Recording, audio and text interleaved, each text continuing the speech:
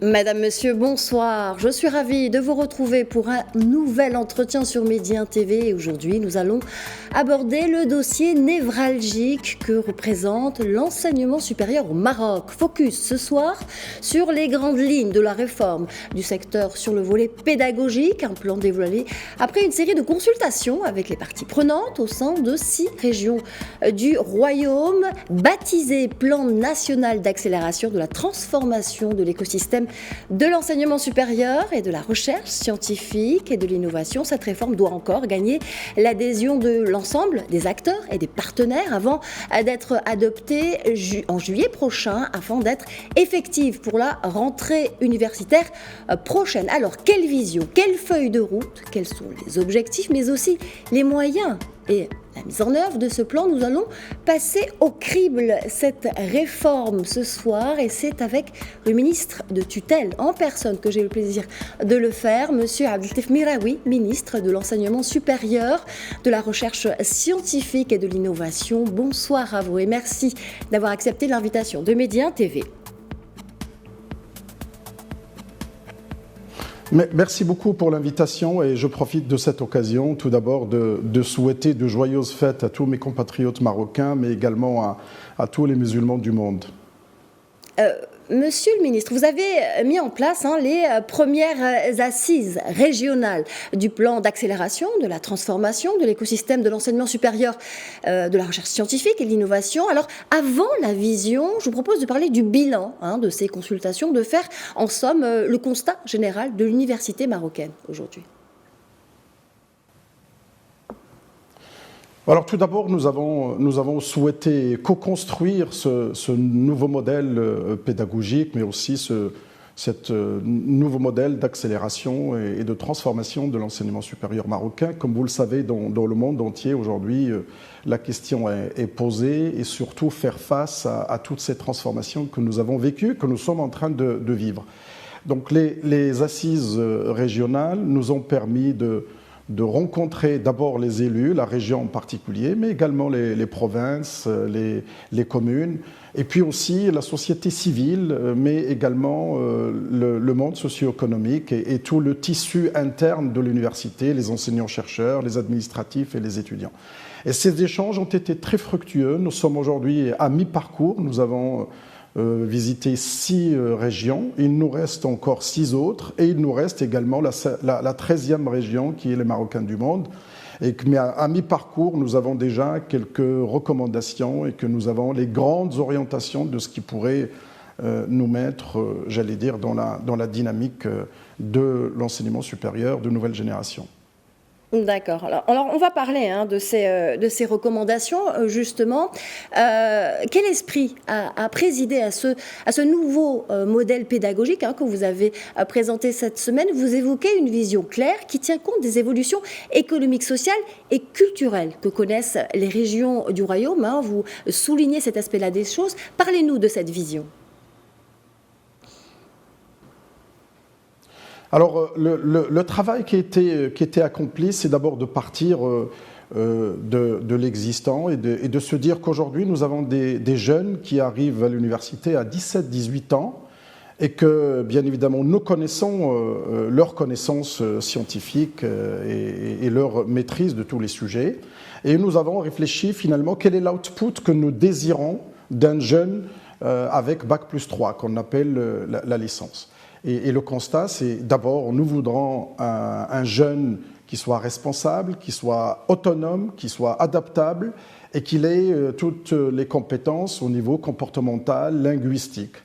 Et la même chose pour au niveau du master. Nous voudrions des jeunes qui sont experts dans leur domaine, mais qui sont capables aussi de réagir à toutes les transformations. Et nous avons vu ce qui se passe aujourd'hui avec les transformations, qu'elles soient sociétales ou qu'elles soient économiques. Et la même chose au niveau de Bac+8. Quel est le profil souhaité à la sortie? C'est un docteur qui connaît très bien son domaine, mais c'est un docteur aussi qui est capable d'enseigner, donc il a les capacités de coaching, il a la capacité de pouvoir réagir, de changer de thématique. Voilà un peu les grandes orientations. Alors une fois qu'on a établi ce que j'appellerais cet output, Et nous avons, bien évidemment, ce que nous avons mis en place, c'est d'abord des compétences scientifiques au niveau de la licence, si je me focalise sur la partie licence, mais qu'au niveau linguistique, nous allons exiger, surtout le parcours, nous allons exiger à la sortie avec des certifications au niveau de l'anglais, au niveau du français, et éventuellement d'autres langues si les jeunes arrivent déjà à dépasser ces niveaux-là. Monsieur le ministre, c'est une réforme, avant de parler des langues justement, que vous évoquez à l'instant, qui est aussi caractérisée par ce que vous appelez l'enseignement hybride. Est-ce qu'on peut s'arrêter sur ce point-là également, d'abord ?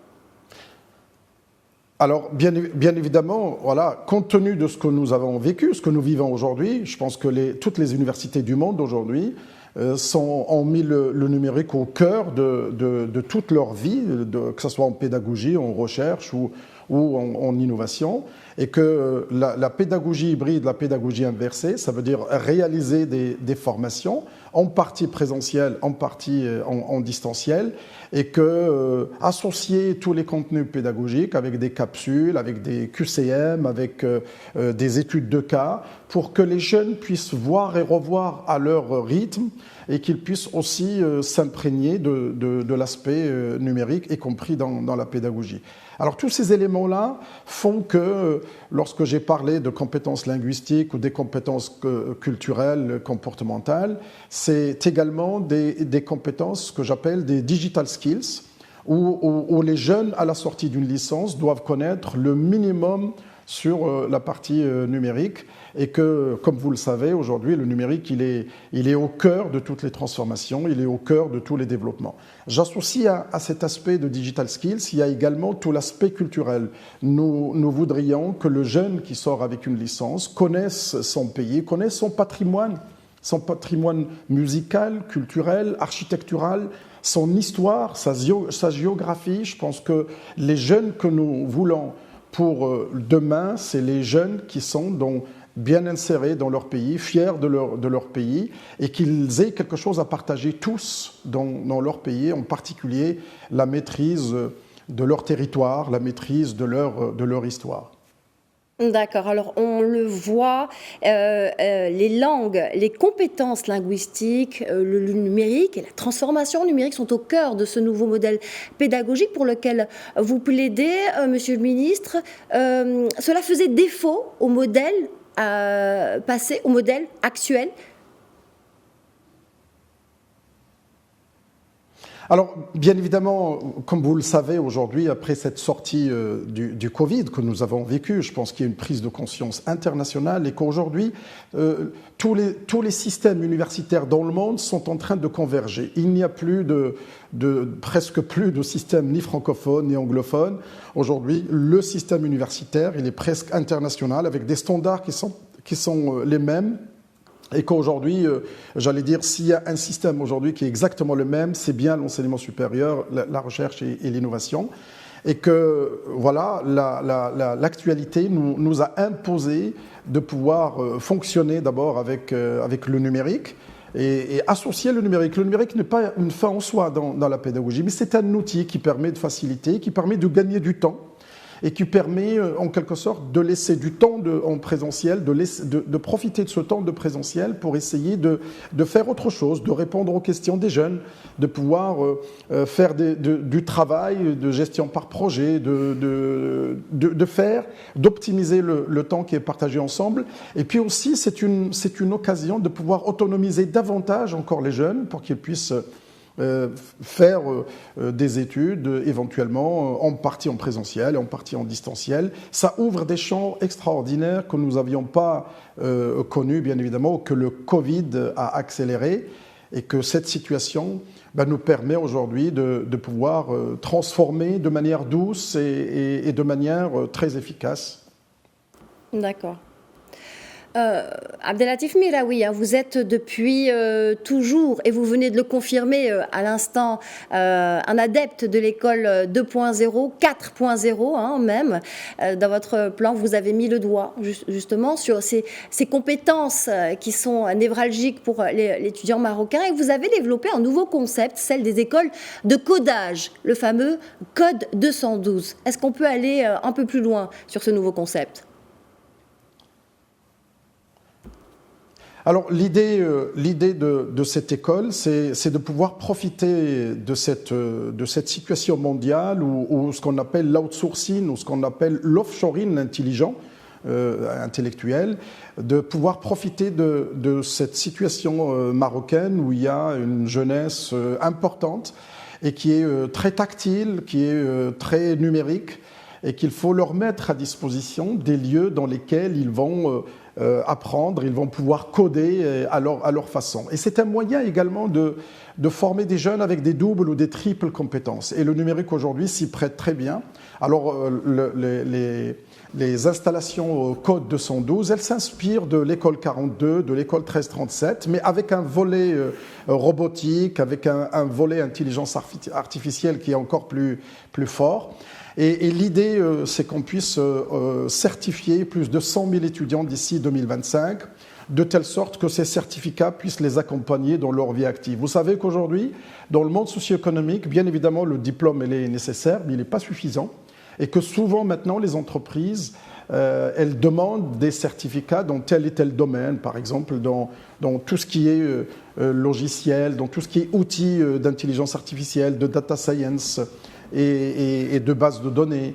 Et donc, nous allons mettre en place ces écoles qu'on appellerait des écoles Code 212. Pourquoi Code 212 ? C'est d'abord du codage, donc du coding, et 212, c'est l'indicatif du Maroc, pour que toutes les universités puissent mettre en place au moins une installation de ce style, où les étudiants peuvent y venir à toute heure. Et il va y avoir l'apprentissage peer-to-peer, il va y avoir des tutorats, de telle sorte que les jeunes puissent venir coder, apprendre à coder, apprendre éventuellement à utiliser la robotique, mais en même temps, ils vont sortir avec des certificats qu'ils peuvent valoriser dans leur curriculum vitae, dans leur parcours professionnel. Et c'est également une attractivité pour nos entreprises, pour qu'elles puissent aussi profiter de cet élan, profiter de cette jeunesse qui est pleine d'énergie et à qui il faut donner les moyens pour qu'elle puisse se développer et s'émanciper dans un domaine qui est aujourd'hui un des domaines les plus transformants dans le monde, et que, bien évidemment, cette transformation numérique qu'on est en train de vivre aujourd'hui, qu'il faut continuer à l'anticiper, mais continuer à être au moins concomitant. Et nous savons les besoins des grandes entreprises aujourd'hui mondiales. Et avec le Covid, il y a aujourd'hui un changement, je dirais, de colocalisation en ce qui concerne l'Europe, mais également d'autres pays. Et nous avons la chance que le Maroc est un pays très attractif sur le plan investissement, qui est très attractif par son positionnement géographique et par sa stabilité, par ses facilités aussi offertes aux investisseurs, et que cette jeunesse peut répondre à toutes ces attentes. Ce sont les grandes orientations de Sa Majesté, que Dieu l'assiste, qui sont sorties dans le nouveau modèle de développement et dans le projet gouvernemental que ce gouvernement est en train de mettre en place pour que l'emploi et la jeunesse, le capital humain deviennent les priorités des années à venir. D'accord. Alors, vous disiez à l'instant, Abdellatif Miraoui, que le diplôme est nécessaire, mais qu'il n'est pas suffisant. Dans votre démarche, dans ce plan, dans cette réforme, vous parlez souvent de partenariat dit de nouvelle génération entre l'université et les opérateurs socio-économiques et acteurs de la société civile. C'est un fil rouge dans votre discours. J'aimerais évoquer avec vous la notion de justice territoriale que vous appelez de vos voeux au sein du système universitaire marocain. Dans quelle mesure est-ce une dimension stratégique de votre plan, notamment pour le développement personnel des étudiants ? Parce que ça aussi, ça compte. Alors, l'idée générale, et c'est ce qu'elle est, elle est développée pratiquement dans toutes les universités du monde, c'est d'imaginer que le besoin de l'étudiant pour le former c'est pas simplement une chaise et un tableau. C'est tout le reste. C'est un jeune qui vient à l'université à 17-18 ans, il y reste au moins 5 ans, et que pendant ces 5 années, non seulement il faut lui transmettre les compétences scientifiques, mais aussi les compétences et les apprentissages de la vie. C'est ce qu'on appelle communément les power skills. Et les power skills se développent soit avec le para-universitaire, avec bien évidemment les activités sportives, culturelles, théâtrales, musicales, et qui permettent un peu de nourrir le cerveau de l'être humain, et que bien évidemment il faut absolument accompagner également nos régions avec la régionalisation avancée, que les régions doivent se développer et qu'il faut que l'université soit au cœur de cette dynamique, et vous connaissez la valeur et le poids de l'université pour le développement sur le plan socio-économique. Et dans les assises régionales, nous l'avons souhaité ainsi, et c'est pour ça que nous avons souhaité définir, croiser nos regards sur la manière d'enseigner, sur la manière de déployer les formations, et que dorénavant, à partir de septembre 2023, toutes les formations doivent être étudiées et préparées avec le monde socio-économique, avec la région concernée, pour essayer de couvrir les besoins et essayer aussi de mettre l'université au cœur de ces développements. Alors souvent, on reproche à l'université d'être hors sol, de ne pas être concerné par ce qui se passe sur le plan local ou sur le plan national, qu'aujourd'hui, nous disons à nos partenaires socio-économiques, à nos partenaires politiques, que l'université vous met à disposition toutes ces compétences, et nous savons les compétences dont nous disposons, des enseignants-chercheurs d'excellente qualité, des personnels administratifs qui sont au service justement de cette mission. Comment sortir des jeunes avec l'output dont je parlais tout à l'heure, que je répète au niveau de la licence, des jeunes autonomes, des jeunes capables d'avoir les compétences scientifiques, mais aussi qui ont les compétences comportementales, linguistiques, des digital skills et la connaissance et la maîtrise, bien évidemment, de tout ce qui le concerne dans leur pays, et fiers de leur culture et de leur patrimoine. D'accord, ok. Alors, Abdelatif Miraoui, il reste toutefois encore beaucoup de questions en suspens concernant notamment le système de bachelor, qui suscite encore beaucoup d'interrogations. Comment ont-elles été envisagées dans cette démarche que vous poursuivez ? Alors d'abord, le bachelor a été mis en place juste pour une expérimentation, et qu'après concertation avec tous les présidents d'université qui étaient unanimes, et aussi, j'allais dire, toutes les forces vives de l'université. Et puis nous avons eu également le rapport du Conseil supérieur qui a montré beaucoup d'incohérences, et que nous n'étions pas capables de poursuivre dans cette voie. Je pense qu'aujourd'hui, le choix du LMD est un choix national depuis plusieurs années, compte tenu de la situation et du positionnement géostratégique et géopolitique du Maroc. Le choix du LMD permet d'avoir cette continuité, en quelque sorte, dans la formation.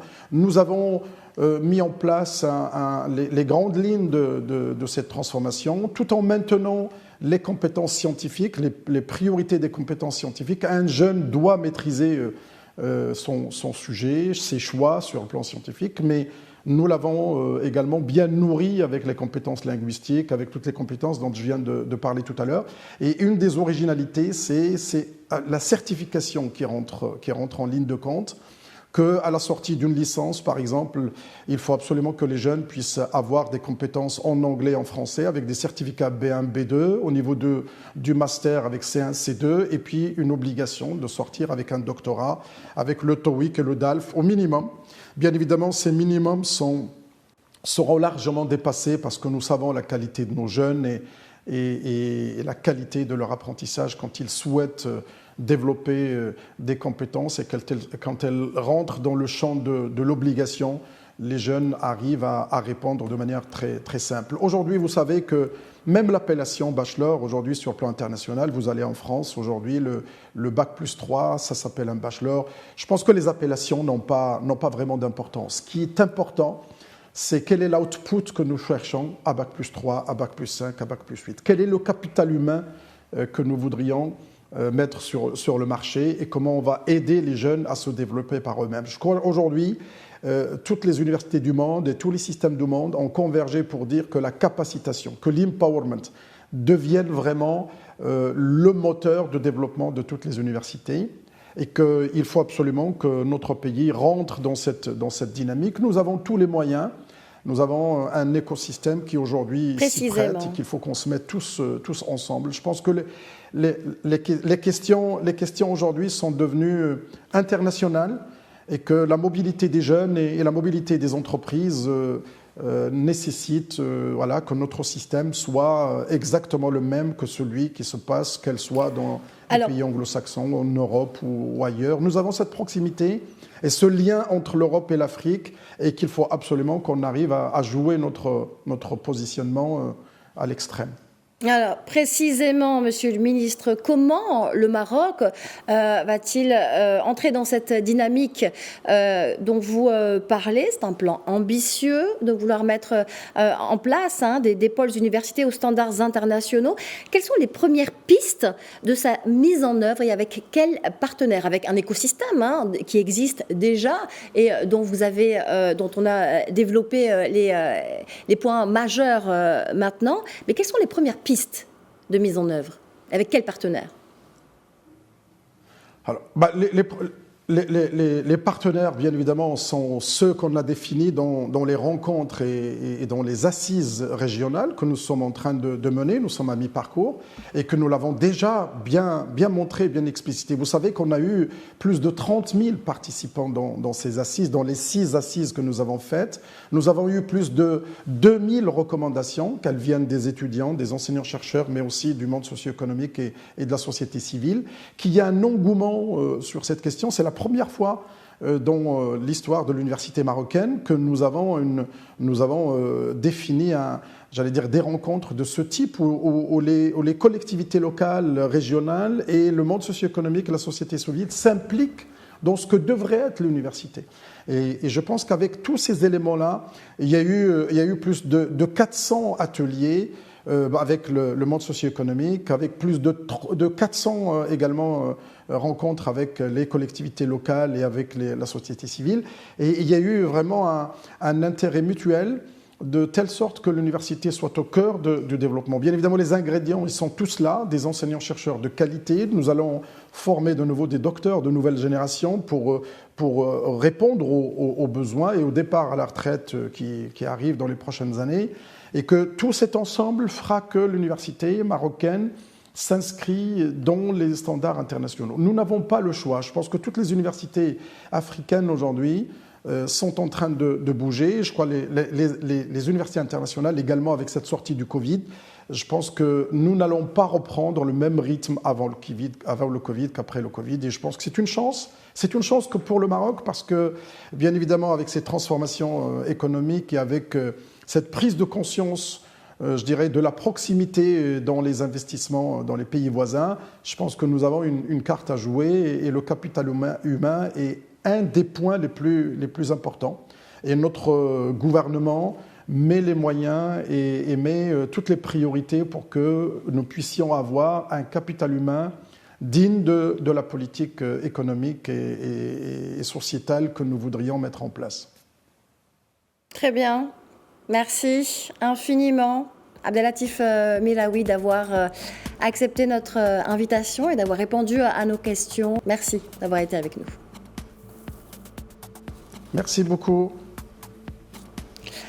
Et merci à vous. C'est la fin de cet entretien. Je vous souhaite une excellente suite des programmes sur Média TV.